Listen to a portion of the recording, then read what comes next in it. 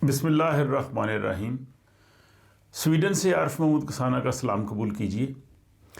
गुज़श्ता video को आपने बहुत पसंद किया है, जिसमें धोखाधड़ी और नौसरबाजी से बचने के कुछ आपको बताए गए थे तरीक़ेकार, और किस तरह से आजकल के दौर में लोगों को लूटने के लिए कुछ लोग जो हैं वो सरगर्म होते हैं। तो इस हवाले से कुछ सवालात भी आए हैं, कुछ लोगों ने मज़ीद तफसीलात जानना चाही हैं। ख़ुसूसन यहाँ स्वीडन में अगर धोखाधड़ी का कोई मर्तकब होता है तो उसके लिए कानूनी तौर पर किस किस्म की सज़ाएँ मौजूद हैं, या अगर कोई किसी से जो है वो सेकंड हैंड चीज़ें जैसे लोग ख़रीदते हैं, यहाँ पे मुख्तलिफ़ वेबसाइट्स हैं, ब्लॉकत वगैरह, उसमें अगर किसी के साथ धोखा हो जाता है तो उस सूरत में वो क्या किया जाए। अगर या किसी से कोई अगर बैंक ट्रांसफ़र गलती से करवा ले धोखाधड़ी से, तो उसमें क्या फ़ौरी तौर पर रकम वापस मिल सकती है या नहीं मिल सकती, और क्या स्विश के ज़रिए भी इस तरह के फ़्रॉड होते हैं। तो इसी हवाले से ये भी बहुत अहम मालूमात हैं, और यकीनन आप सब के लिए जो हैं वो मैं समझता हूँ कि ये फ़ायदेमंद होगी। आपको इल्म है कि स्वीडन में हम जो मोबाइल फ़ोन्स के ज़रिए पैसे एक दूसरे को स्वीडन के अंदर ट्रांसफ़र कर सकते हैं। हमारे मोबाइल फ़ोन में ऐप होता है जिससे हम स्विश कहते हैं, जो हमारे बैंक अकाउंट के साथ जो है वो मुंसलिक होता है। तो किसी को भी अगर हमने रकम भेजनी है या किसी बाज़ इदारों को अदा करनी है या ख़रीदारी के लिए भी, तो सेकंड्स में आपकी जो रकम जो है वो दूसरे को पहुंच जाती है, जो हम ऐप स्विश उसके ज़रिए करते हैं। स्विश में भी एक तरह का यहाँ पे फ्रॉड हो रहा है, जिससे पुलिस ने जो है वो हदायत दी है कि आप इससे बचें, क्योंकि कुछ लोग ऐसे करते हैं कि किसी को मामूली सी रकम जो है वो स्विश कर देते हैं और वो उनका जानने वाला नहीं होता, और जब उसको रकम वो स्विश कर देते हैं तो उसके बाद फिर उन्हें फ़ोन करते हैं कि जी हमने गलती से आपको ये रकम स्विश की है, और ज़ाहिर आप हम एक दूसरे को जानते नहीं हैं, तो हमें टेलीफ़ोन नंबर गलत लिखा गया है, तो क्या आपको स्विश की रकम इतनी मिली है? तो ज़ाहिर जिसे मिली हो तो वो कहेगा कि हाँ मुझे मिली है। तो वो फिर उस दौरान जब उससे वो बात कर रहे होते हैं तो अगले के फ़ोन में जो है वो दस्तरस हासिल करने की कोशिश करते हैं। फिर वो कहेंगे कि आप हमें जो है ना ये रकम वापस हमारे इस नंबर पे स्विच कर दें, आपकी बहुत मेहरबानी होगी, हमें गलती से जो है वो आपकी तरफ स्विच चला गया है। जब वो आप स्विच करने लगते हैं वापस और बैंक आईडी यूज़ करते हैं तो वो उस वक्त इन कॉन्टैक्ट होते हैं। बाज़ औक़ात वो जो है वो आपको दोबारा कहेंगे कि जी आपकी रकम हमें मिली नहीं, आप दोबारा बैंक आईडी को ऑन कीजिए और इस पर आप क्लिक कर दें ताकि हमें रकम मिल जाए, आपकी बहुत मेहरबानी। तो इस दौरान वो आपके मोबाइल फ़ोन के ज़रिए स्विश के ज़रिए आपके जो बैंक अकाउंट है उसमें वो दस्तरस हासिल करने की कोशिश करते हैं। तो पुलिस ने यहाँ पे ये कहा है कि अगर कोई आपको गलती से इस तरह से स्विश कर दे और बाद में फ़ोन करके कहे कि आप वो रकम दोबारा स्विश के ज़रिए वापस भेजें, तो आप उसको स्विश के ज़रिए हरगिज़ रकम वापस ना भेजें। उसको कहें कि ठीक है तुम्हारी रकम मुझे मिली है, लेकिन चूँकि ये स्विश बैंक अकाउंट के साथ मुंसलिक होता है, आप अपने बैंक को कहो कि वो मेरे बैंक को लिखे और मैं अपने बैंक के ज़रिए वो रकम आपको वापस कर दूंगा। तो बैंक ट्रांजैक्शन हो सकती है। उसको कहें जी कि मैं आपको स्विच नहीं करूँगा, तो बिल्कुल उससे बात भी ना करें और उससे कोई राब्ता ना करें, और बिल्कुल बैंक आईडी जो बिल्कुल यूज़ ना करें, अदरवाइज़ वो आपको नुकसान पहुंचा सकते हैं।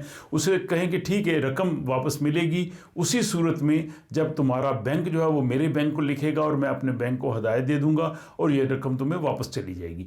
तो ये स्विश वाले जो फ्रॉड हैं इनसे बचने की कोशिश कीजिए, इस तरह के लोग भी सरगर्म हैं। इसी तरह अगर गलती से बैंक ट्रांसफ़र आपने किसी को कर दिया है तो फौरी तौर पे अपने बैंक को इतला करें, और आपका बैंक जो है वो कोशिश कर सकता है कि चार्ज बैक की सूरत में आपकी रकम जो है वो वापस ले ले, लेकिन बाज़ औक़ात इसके इम्कानात इतने ज़्यादा नहीं होते। लेकिन फ़ौरी तौर पे आप ये कोशिश कर सकते हैं कि आपसे गलती से ये पेमेंट हो गई है या किसी नौसरबाज ने आपसे इस तरह से रकम निकलवाई है, तो ये आप अपने वैसे भी आपको गाहे बगाहे अपने बैंक अकाउंट को चेक करते रहना चाहिए, देखते रहना चाहिए कि उसमें कोई ऐसी ट्रांजैक्शन तो नहीं हुई जो आपके इल्म में ही ना हो। इसी तरह अगर आप सेकंड हैंड चीज़ें स्वीडन में ख़रीदी जाती हैं, और एक इंटरनेट पे भी बहुत से ऐसे पेजेस या मार्केट्स बनी हैं जैसे ब्लॉकत वगैरह है, अगर उसमें भी किसी के साथ वहाँ से फ्रॉड हो तो सबसे पहले तो आप उस ब्लॉकत को या जिस वेबसाइट से आप ले रहे हैं आपने उनको फौरी तौर पे बताना है اور پھر آپ نے پولیس کو بتانا ہے. لیکن بعض کیسز میں بڑا مشکل ہوتا ہے یا چھوٹی موٹی اماؤنٹ ہوتی ہے, پولیس اس کے لیے اتنی زیادہ دلچسپی جو ہے وہ نہیں دکھاتی. تو یہ آپ کو ہی اس پہ جو ہے وہ کوشش کرنی ہے کہ آپ جو ہے وہ اپنے آپ کو بچا کے رکھیں. اب یہاں پہ آ گیا دھوکہ دہی یا فراڈ کرنا یا کسی کے ساتھ چیٹنگ کرنا یا نوسر بازی کرنا. یہ دو طرح کی ہو سکتی ہے. ایک ہے وہ معمولی قسم کی چھوٹی موٹی نوسر بازی, اور ایک یہ ہے کہ بڑے پیمانے پہ جس کو جو سویڈش زبان میں گروفت بدریگری کہیں گے. تو بڑا جو ایکوزیشن ہے, اب ان دونوں کی سزائیں سویڈش کے قانون میں موجود ہیں, جو کم سے کم سزا چھوٹی چیزوں کی 14 دن سے 2 سال کی جو ہے وہ قید کی سزا ہے. لیکن اگر کوئی بڑے پیمانے پہ دھوکہ دہی کرتا ہے, کسی کے ساتھ فراڈ کرتا ہے, تو اس کی سزا جو ہے وہ 6 ماہ سے 6 سال تک قید کی سزا اسے دی جا سکتی ہے. اب اس میں جو بڑے جرم ہیں جس میں بڑی سزائیں ہو سکتی ہیں, اس میں ایک تو یہ ہے کہ کسی عوامی اعتماد کو غلط استعمال کرنا. آپ کو پبلک کانفیڈنس دیا گیا تھا, آپ کے پاس وہ عہدہ تھا, یا اگر آپ نے دوسروں کے اعتماد کو نقصان پہنچایا ہے تو یہ جو ہے وہ بڑے جرم میں شامل ہے.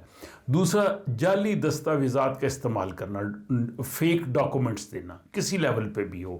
اب یہ اتھارٹی کی مرضی ہے کہ وہ اس کو کس طرح سے دیکھتی ہے. یہ کسی طرح سے بھی اگر آپ جعلی دستاویزات دیتے ہیں, خواہ وہ ڈرائیونگ لائسنس کے ہو, خواہ وہ ایڈمیشن کے لیے ہو, خواہ وہ جاب کے لیے ہو, کسی جگہ پہ بھی, اور وہ ثابت ہو جائے کہ آپ نے ڈاکومنٹس یا جعلی دستاویزات دیے ہیں, تو وہ جو ہے اس بڑے جرم میں جو ہے وہ شامل ہوگا.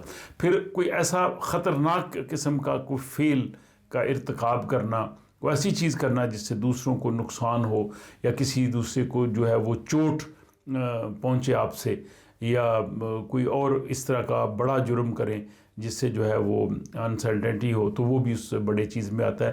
جہاں تک رقم کا معاملہ یہ ہے, تو رقم میں جو ہے وہ ایک ویب سائٹ میں یہ لکھا ہے کہ 2,36,500 کرونر سے زیادہ یا یہ رقم ہو تو یہ بڑے میں آئے گا, اور چھوٹی اگر ہو تو وہ ظاہر چھوٹے جرم میں آئے گا. تو یہ اس طرح کے جرائم میں, اس طرح کی جو چیزیں ہیں, یہ معاشرے میں ظاہر بگاڑ پیدا کرتی ہیں. اس لیے حکومت اس پہ بڑی سختی سے جو ہے وہ عمل کرتی ہے, اور پولیس بھی جو ہے وہ اس کو سنجیدگی سے لیتی ہے جو بڑے پیمانے پہ ہوں. تو اس حوالے سے کچھ آپ کے ذہن میں اگر سوالات ہوں تو آپ مزید کریں, تاکہ اس کے حوالے سے بھی میں بات کروں گا. لیکن اگلی ویڈیو میں آپ کو یہ بتاؤں گا کہ اگر آپ کی چیز کو گم ہو جائے, یا اگر آپ کو گم شدہ چیز کہیں سے مل جائے, یا آپ کے پیسے یا کرونر, سویڈش کرونر کہیں آپ کے گر جائیں, یا اگر آپ کو کہیں سے 500,000 کرون مل جائے, تو آپ کیا کریں گے, تو قانون اس کے بارے میں کیا کہتا ہے. تو یہ بھی بڑی انٹرسٹنگ چیز ہوگی. تو اگلی ویڈیو میں انشاءاللہ میں آپ کو یہ چیز ضرور بتاؤں گا. تو آپ ویڈیو کے بارے میں اپنی رائے سے مجھے ضرور آگاہ کیجیے, اور مجھے اجازت دیجیے. خدا حافظ.